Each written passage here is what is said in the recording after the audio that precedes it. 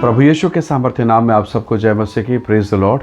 आइए आज के सुंदर दिन के लिए पिता का धन्यवाद करते हुए अपना ध्यान हम प्रभु के वचन की ओर लगाएं। मेरे साथ प्रेरितों के काम निकालिएगा। प्रेरितों का काम उसका 8वां अध्याय और उसका 35 वचन। यहाँ इस प्रकार से लिखा है, तब फिलिप्पुस ने अपना मुंह खोला और इसी शास्त्र से आरंभ करके उसे यीशु का सुसमाचार सुनाया। Praise the Lord, hallelujah.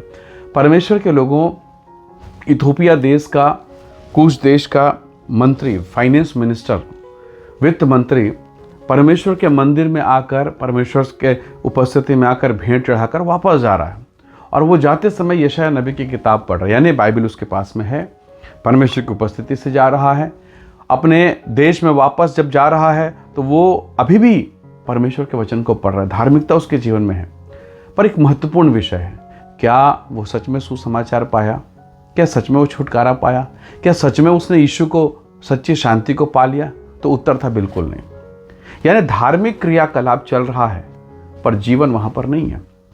और तब परमेश्वर के वचन में लिखा है, फिलिप्पुस जो प्रभु का दास है, पवित्र आत्मा ने उसे प्रेरित किया और अब वो जाकर उससे बातें करता। उसने मुंह खोला और जिस किताब से वो पढ़ रहा था वहां से उसने यीशु का सुसमाचार सुनाना आरंभ कर दिया।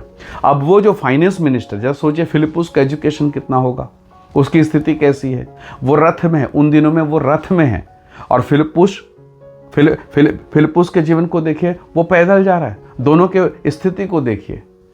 पर वहां परमेश्वर नहीं है, परमेश्वर यहां है। वहां जीवन नहीं है, जीवन यहां है। हालेलुया। और जैसे ही अभिषिक्त व्यक्ति ने मुंह खोला, ऐसा लिखा है, उसको बड़ा प्रभावशाली लगा। वो उसने अपने रथ में बैठाया, यीशु का वचन सुना, उसने अपना जीवन परमेश्वर को दे दिया। प्रभु के लोगों, आज बहुत सारे लोग हैं हमारे घर में। हम अपने घर को देखें।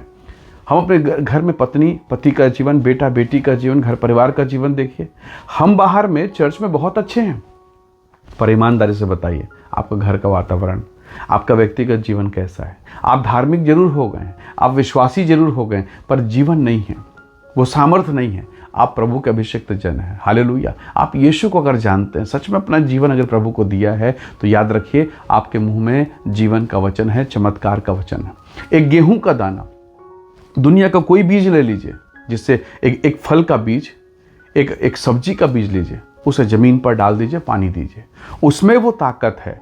वो जहां से निकला वैसा ही वो बन जाएगा। हालेलुया। यदि वो आम का बीज है तो आम, जहां से वो निकला, आम का पेड़ बनेगा। और उस गुठली से, उस बीज से, एक सिंगल बीज से कितने आम निकलेंगे, कितने साल तक निकलेंगे। Praise the Lord. क्या आप समझ रहे हैं? प्रभु ने कहा, मैं जो मुझे पाता है, प्रभु यीशु मसीह ने कहा, उसके हृदय में जीवन जल की नदियां बह निकलेंगी। किससे कह रहा है यीशु मसीह? वो सामरी स्त्री से, जो 5 पति कर चुकी है, जो जमाने में सबसे खराब है, जिसके जीवन के विषय में कोई आशा नहीं, कोई उसके साथ बैठना नहीं चाहता, कोई उससे बात करना नहीं चाहता। वो छी, ये तो गंदी महिला है। यीशु उसके साथ याकूब के कुएं में बैठ के कहते हैं कि बेटी, यदि वो जल जो मैं तुझे दूंगा, अगर तू उसे ले लेगी, तेरे भीतर से सोता उमड़ पड़ेगा, जीवन जल की नदियां बह निकलेंगी। उस महिला का समझ कितना था, सोचिए। उसको समझ में नहीं आ रहा वो क्या करे। उसने कहा, प्रभु जी, ये पानी मुझे दे दीजिए ताकि मैं इतना दूर पानी भरने ना आऊं। पर यीशु किस विषय में बात कर रहे हैं? प्रभु के बेटे और बेटियों, आज आप डिप्रेशन, तनाव और तमाम बातों से होकर गुजर रहे होंगे। कोर्ट कचहरी के मामले शायद हो सकते हैं, नौकरी की समस्या, ब्लड रिपोर्ट आपके निगेटिव है, बहुत सारी ऐसी चीज़ें जो आपके विरोध में, आपके निगेटिव चल रही है, सब कुछ खराब चल रहा है। क्या करें? कैसे बदलेगा?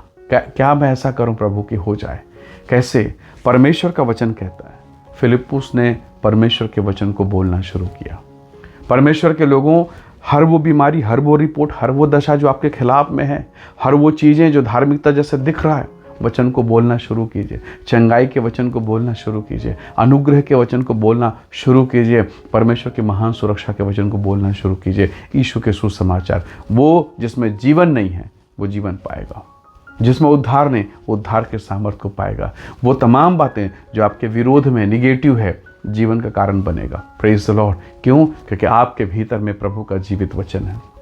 इसी वचन को लेकर यहोशू यरीहो के चारों ओर घूमा, यरीहो की दीवारें गिर गई। क्या आप घूमेंगे प्रभु के वचन को लेकर? नहीं गिरेगा? क्या वो परमेश्वर के वचन में वो सामर्थ नहीं रहा? परमेश्वर के लोगों, याद रखिएगा, जैसा आप प्रभु से व्यवहार करते हैं, जैसा आपने विश्वास किया है, प्रभु ने कहा, जा, तेरे विश्वास के अनुसार तेरे लिए हो जाए। आपका विश्वास, मेरा विश्वास कभी कभी कमज़ोर हो जाता है। फिलिप्पुस कह सकता था, इतना बड़ा मंत्री, फाइनेंस मिनिस्टर, इतना पढ़ा लिखा विद्वान, मैं कैसे उसको बताऊंगा?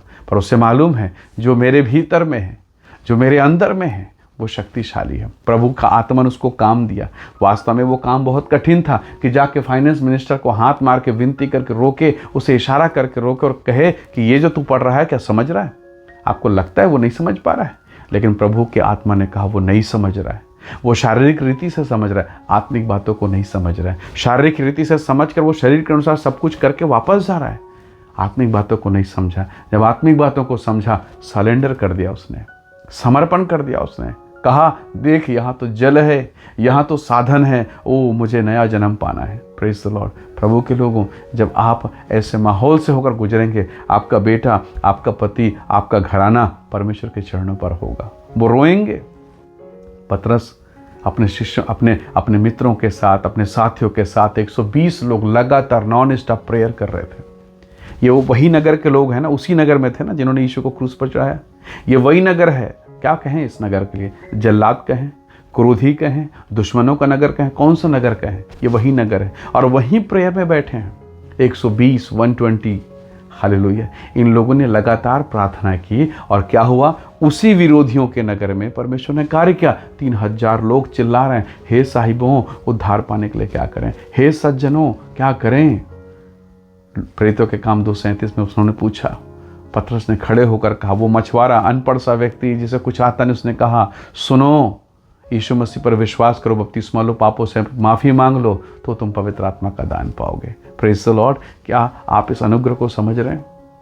सोचिए तो सही, आपका प्रेयर, आपके कहे गए शब्द कितने प्रभावशाली हैं। यह साधारण सा फिलिप्पुस उस महामंत्री को, वो फाइनेंस मिनिस्टर को, उसके हृदय को छेद दिया। हालेलुया। वही प्रभु का वाणी। आप प्रभावशाली नहीं है प्यारों, मैं भी प्रभावशाली नहीं हूँ। प्रभावशाली परमेश्वर का वचन है। वचन जाएगा, वचन काम करेगा, वचन अनुग्रह को पैदा करेगा। इसलिए परमेश्वर के वचन को महत्व दीजिए, बोलना शुरू कीजिए। यही प्रभु का वचन आपके होंठों से निकलेगा, काम करेगा, आशीष देगा। आप अगर मुट्ठी से बीज को रिलीज करेंगे, बीज को छोड़ देंगे, वो जमीन में जाएगा और अपना काम शुरू कर देगा। आपके मुट्ठी में रहते रहते वो बढ़ेगा नहीं, वो जमीन में जाएगा तब बढ़ेगा। तो आइए प्रभु के वचन को अपने घर में, परिवार में, अपने बेटा बेटी, अपने पति पत्नी के जिन्हें बोना शुरू करें, ताकि बढ़े, फलवंत हो और मसीह की महिमा प्रकट होने पाए। आइए दुआ करें। सर्वशक्तिमान पिता, सारी निराशाओं को तेरे चरणों पर देते हैं, सारी समस्याओं को तेरे चरणों पर देते हैं। जितने भाई बहन इस संदेश को सुन रहे हैं, उन सब पर दया कर, उन सब पर अनुग्रह कर, ताकि बीमारी, रोग और शाप उनके जीवन से दूर हो। परमेश्वर का अभिषेक उनके भीतर में हो और यीशु के नाम से आशीषित होने पाए। हर एक श्राप, हर एक रोग, हर एक बीमारी उनके जीवन से दूर हो। आशीष दे, मसीह की महिमा प्रकट हो। पिता धन्यवाद, प्रार्थना सुनने के लिए प्रभु यीशु के सामर्थ्य नाम से मांगते हैं। आमीन, आमीन। प्रभु आप सबको बहुत ऐसे आशीष दे। Praise the Lord. जय मसीह।